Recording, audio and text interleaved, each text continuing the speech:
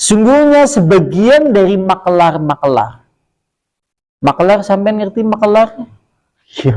Kata dia, yaitu kata kemudian itu Imam Al-Qurtubi, itu sesungguhnya sebagian makelar di sisi kehidupan mau meninggal. Makelar tatkala dia mau meninggal. Lantas kemudian tatkala kemudian dia ditalkin, kul la ilaha illallah, dia berkata, salasuna wa nisf, 30,5 atau 3,5. Wa arba'atu wa nisfu, 4,5. Atau kemudian 5,5. Atau kemudian sekian. Wah, waduh. Ini menurut kitab ini ya seperti itu coba. Namun min dzalik ya. Waduh. Ana wong ditalkin malah nyang-nyangan, pitung talen. Belum talen aja masalahnya. Karena dia memang kehidupannya itu sibuk dengan urusan itu sampai meninggalkan kewajiban kepada Allah. Artinya seperti ini. Jenengan lantas jangan menganggap makelar itu menjadi sesuatu yang tidak boleh selama kemudian itu tidak melalaikan Allah, selama kemudian perdagangan itu diberkahi dengan oleh Allah Subhanahu wa taala, selama kemudian di dalamnya terdapat kejujuran, itu boleh. Tapi kalau sampai melalaikan dari Allah Subhanahu wa taala, melalaikan dari ibadah, ditakutkan yang seperti ini.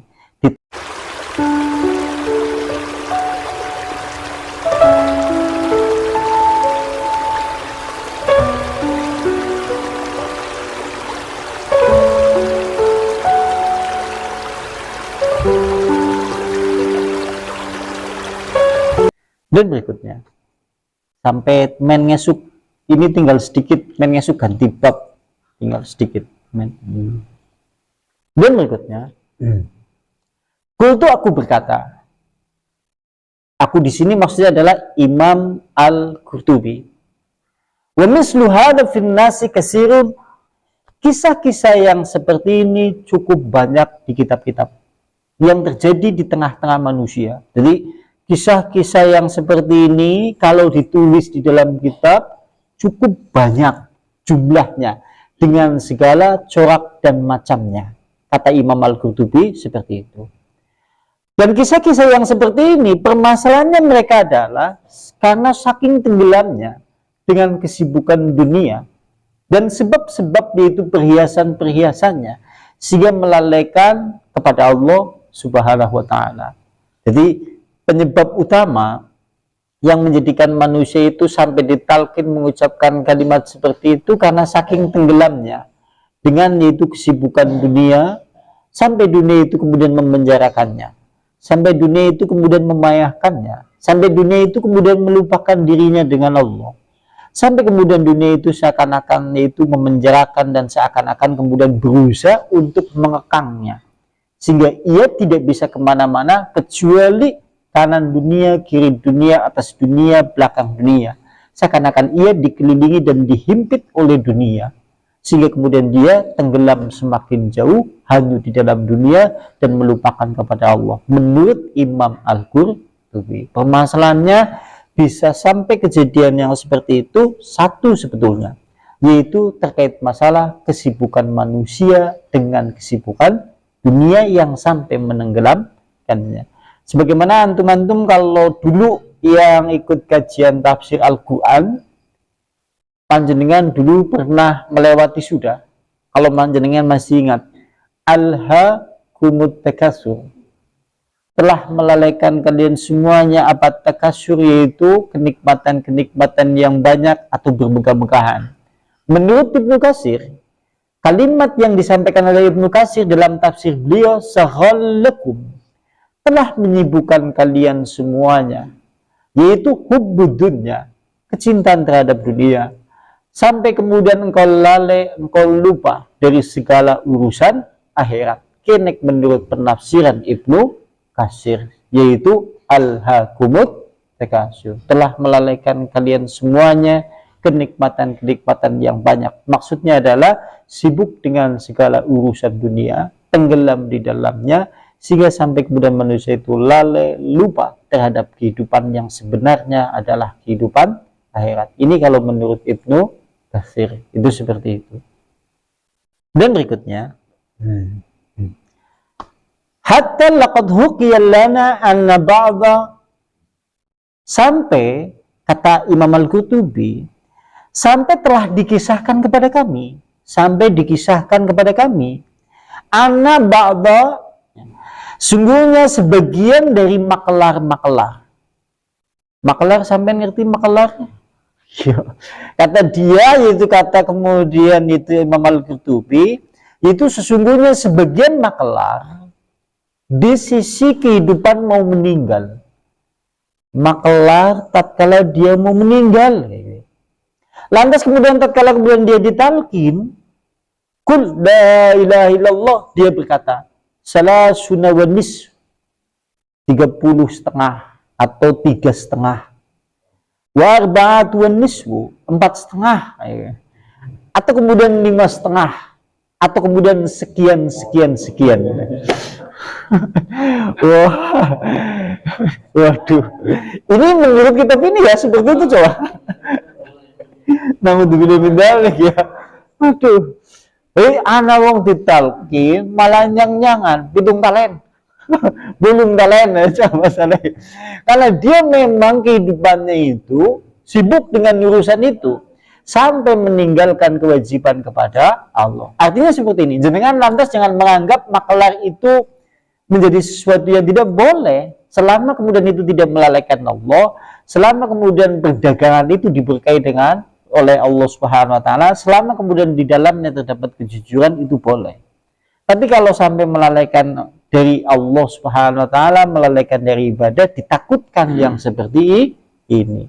Ditalkin malah jawabnya terus setengah, 4,5, 5,5, dan seterusnya menurut Imam Al-Qurtubi. Kata Imam Al-Qurtubi, dia berkata, maka yakulu wa istaghallu biha, manusia yang sibuk dengan urusan dunia seperti itulah, sampai kemudian hal itu melalaikan kepada Allah Subhanahu wa taala, sehingga muncul kebiasaan-kebiasaannya tatkala menjemput kepada kematian.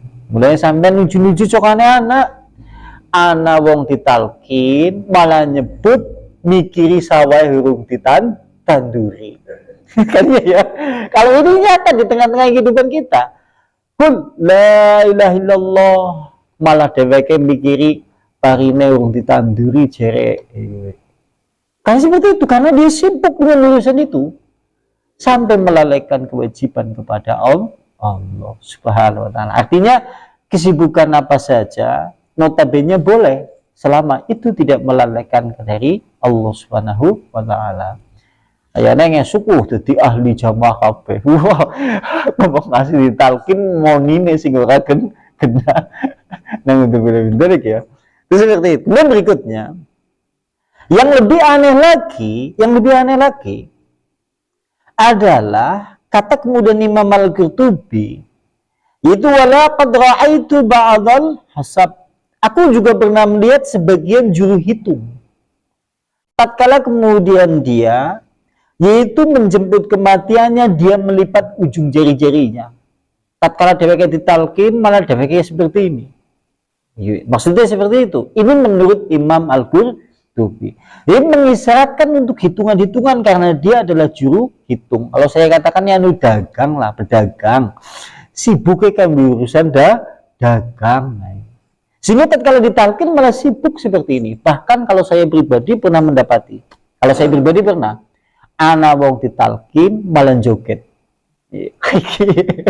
Karena senengannya memang ya seperti itu. Iya kan? Saya pernah mendapati yang seperti itu. Tatkala kemudian ditalkin malah dheweke joget. Nah, dheweke memang senengannya hal-hal yang seperti itu. Segini dipikir-pikir secara kemudian logika yang benar, akidah yang lurus, hati yang mapan, jiwa pada posisinya. Tentunya kalau seandainya kita sudah 40 tahun, 50 tahun, gak mikir apa mending jajal. Kalau tidak memikirkan kehidupan, apa mending kalau kita yang sudah menginjak usia 50 tahun, 60 tahun, sudahlah. Jangan terlalu kemudian sibuk dengan segala urusan yang membelenggu manusia. Sekalipun dalile wong Jawa ya tetap anak. semakin tua cirene akeh.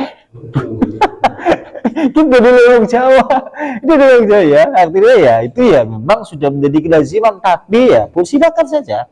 Tapi jangan sampai melalaikan kepada Allah. Buktinya ada kalau di dalam kitab ini, ana waqti talqin malah dia berisyarat ngitung. Kalau saya pribadi pernah mendapati wong ditalqin malah joget. Menurut riwayat, dheweke memang nek ana calung, nek ana lengger, nek ana dangdut, nek ana caur jentunggal, dheweke senantiasa tampil di depan. Naudzubillahi min dari. Bayangno bae kalau suatu saat dengan ditalkin coba kayak iki kepen naudzubillahi min dari. Naudzubillahi min dari kan. Naudzubillah. Karena muncul kebiasaan manusia itu.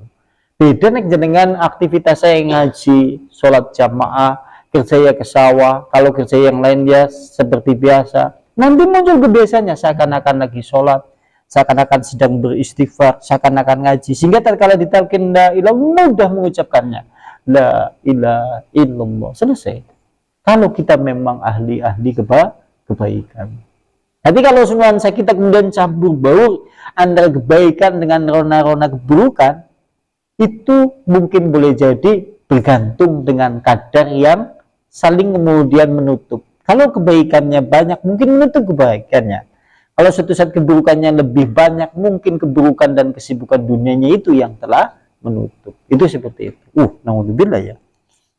Dan lantas, yang lebih aneh lagi ini, kini menurut kitab ini ya, yang lebih aneh lagi, ada orang kemudian ditalkin, kul la ilaha illallah, malah justru kemudian dia menjawab, ngakillaka al-himar, akalmu adalah otak keledai.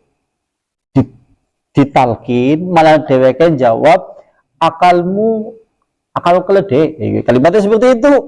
Tatkala kemudian ditalkin lagi kul la ilaha illallah, dia menjawab al-baqaratu safru, itu sapi yang kuning. Nyun sewu, kalau saya katakan berarti ini orang yang biasa mengucapkan kalimat-kalimat tidak ada gunanya, kasar atau yang lain-lain. Sehingga tatkala kemudian ditalkin mengucapkan kalimat yang seperti itu. Utak kayak wis biasa kelanya gitu. Ini kan sekarang iya, seakan-akan cingire kan. Mulai jangan sampai kita menjadi ahli ngaji memiliki satu kebiasaan dengan ucapan yang sesungguhnya itu seakan-akan mengarah kepada keburukan. Contohnya kalimat-kalimat tadi, cingire, utek. Kalau ini sudah menjadi kebiasaan, nanti yang dikhawatirkan seperti ini. Begitu ditalkin malah seperti itu. Ya bayangkan baik, kul la ilaha illallah malah cingire. Hari ini kita kan ya disibukkan, hari ini kita disibukkan oleh pemuda-pemuda, mulai dari kecil sampai kemudian generasi yang kemudian agak tua, telah lazim mengucapkan kalimat-kalimat yang seperti itu. Maksudnya seperti itu. Artinya siki mulai dari segi perkataan juga diperbaiki. Kewan sing biasa metukan kene aja, kewan panggunane nang kebun binatang udah nang lambe. Kan iya. Kan seperti itu kadang-kadang ya. Kadang-kadang manusia itu suka berkata kasar, berkata seperti ini tanpa kemudian pernah memikirkan dampaknya. Kalau itu sudah menjadi kebiasaan dan menjiwai, boleh jadi mungkin muncul tatkala kemudian dia yaitu di akhir hidupnya. Satu lagi ini supaya selesai, mainnya ganti bab. Kemudian berikutnya telah diriwayatkan pula, yaitu ada seorang tokoh namanya Yunus bin Ubaid. Anak tokoh jenengane Yunus bin Ubaid. Rahimahullahu ta'ala, mudah-mudahan Allah merahmati kepada beliau Yunus bin Ubaid. Dia adalah seorang penjual kain. Dheweke penjual kain. Yunus bin Ubaid penjual kain. Dan dia tidak mau berjual beli di pagi hari. Dan tidak mau berjual beli di sore hari. Dan dia juga tidak mau berjual beli tatkala mendung.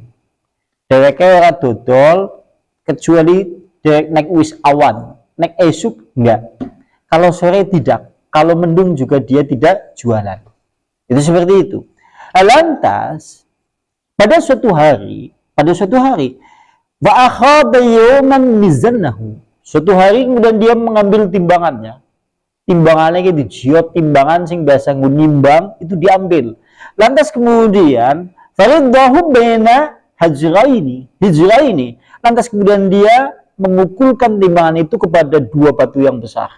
Dheweke kemudian nyekel timbangannya, banting nama batu gede dua. Ya. Sampai akhirnya kemudian timbangan itu penyok atau rusak. Lantas orang-orang tatkala melihat keadaan yang seperti itu kemudian bertanya, apa yang kamu lakukan? Kalau seandainya timbanganmu itu rusak, bukankah bisa kamu bawa menuju orang yang membuatnya biar itu diperbaiki? Kata dia, tidak, aku tidak akan melakukan hal itu, katanya. Karena aku pernah mendapati seorang laki-laki, tatkala kemudian laki-laki itu sedang menjemput kematian, aku katakan kepadanya, Qul la ilaha illallah. Tetapi kemudian laki-laki itu justru kemudian menjawab. Ditalkin, dheweke terus jawab. Kata dia laki-laki itu, kata laki-laki itu, yaitu sesungguhnya dalam lidahku ini terdapat lidah timbangan. Kalimatnya yaitu terdapat lidah timbangan. Yang akhirnya lidah timbangan itu membuat lidahku yang asli berat untuk mengucapkan kalimat la ilaha illallah. Nah Yunus, yaitu Yunus bin Ubaid, kigumun lantas kemudian bertanya, apa yang dimaksud dengan lidah timbangan itu? Tanya laki-laki yang ditalkin itu setelah kemudian dia sadar begitu ditalkin ternyata dheweke abot mengucapkan kalimat la ilaha illallah, malah justru kemudian dia berkata, karena di dalam lidahku terdapat lidah timbangan, kalimatnya seperti itu, sehingga lidahku asli susah untuk mengucapkan kalimat la ilaha illallah. Lantas kemudian Yunus bin Ubaid berkata, apa yang dimaksud dengan lidah timbangan? Kemudian dia berkata, aku adalah seorang pedagang, di mana aku tidak pernah menimbang kecuali timbangan itu benar adanya, sesuai kadarnya. Ya, aku memang telah menimbangnya dengan takaran yang pas. Akan tetapi, aku tidak pernah menelitinya, dan aku juga wala ikhtabarahu, dan aku juga tidak pernah mengujinya, dan aku tidak pernah menelitinya ulang. Apakah timbangan yang aku punya betul adanya ataukah tidak? Wah, ki jenengane lidah timbang. Lantas menurut kemudian Yunus bin Ubaid, dia berkata, semenjak kejadian itu dia mensyaratkan, nek ana wong tuku mendeweke kudu nggawa timbangan dewek. Timbang dewek ngono silakan. Kalau kemudian dia tidak membawa timbangan sendiri, dia tidak mau melayani. Dan dia pastikan timbangan yang ia bawa benar menurut dia. Oke, setelah kejadian itu Yunus bin Ubaid karena dheweke pedagang, nek ana wong tuku mung dheweke kon gawa timbangan dewek. Kon nimbang dewek nganggo timbangane dewek. Kalau tidak seperti itu, maka dia tidak mau melayani sampai kemudian dia meninggal karena saking hati-hatinya terhadap peristiwa yang pernah dialami, yang dia pernah melihat seorang laki-laki keluh dan berat mengucapkan kalimat la ilaha illallah, padahal dia adalah seorang pedagang yang menimbangnya dengan benar. Cuma permasalahannya timbangan yang ia punya tidak pernah diuji, tidak pernah diteliti ulang. Maksudnya iya. Angel ya nek denenge iki ya. Seakan-akan kalau misalnya kita lihat yang seperti ini, seakan-akan kita dikelilingi dengan segala suatu hal yang memungkinkan kita disimpangkan dari kalimat la ilaha illallah. Ya, mudah-mudahan Allah Subhanahu wa taala melimpahkan rahmat kepada kita semuanya. Insya Allah bab ini selesai. Besok berarti bab yang menjelaskan tentang yaitu penyebab-penyebab sul khotimah dan kiat-kiat supaya kemudian manusia ditutup amalannya dengan amalan-amalan yang baik atau husnul khotimah, atau hal-hal penyebab-penyebab yang menyebabkan husnul khotimah dan husnul khotimah. Insyaallah pada pertemuan berikutnya. Mungkin ada yang mau ditambahkan, monggo silakan tafadhol. Nggih, silakan pripun. Iya. Iya.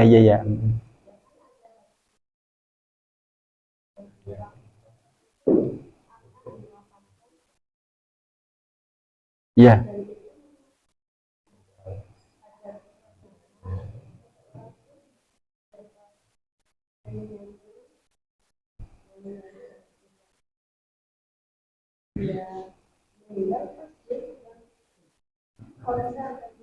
Iya, iya, iya. Iya, iya, iya. Mm. Iya. Ya memang kayak gini, memang ada hadis Nabi yang nanti sebetulnya akan disinggung pada bab selanjutnya.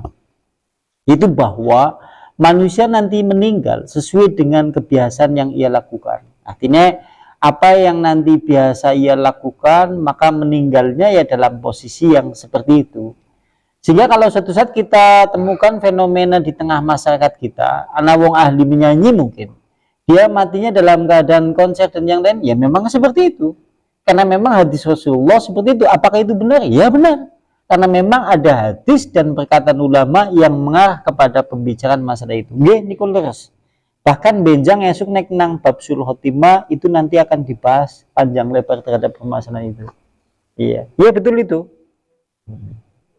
Makanya kita disuruh untuk melakukan aktivitas kebiasaan yang baik. Jadi petani ya petani sing baik. Jadi penjual ya penjual yang baik. Jadi kemudian yang lain-lain aktivitas apapun ya usahakan itu menjadi orang yang baik. Itu seperti itu. Cekap nggih? Nasib hadza majlis talim bidawati Rasulullah subhanakallahumma bihamdika asyhadu an la ilaha illa anta astaghfiruka wa atubu ilaik. Assalamualaikum warahmatullahi wabarakatuh.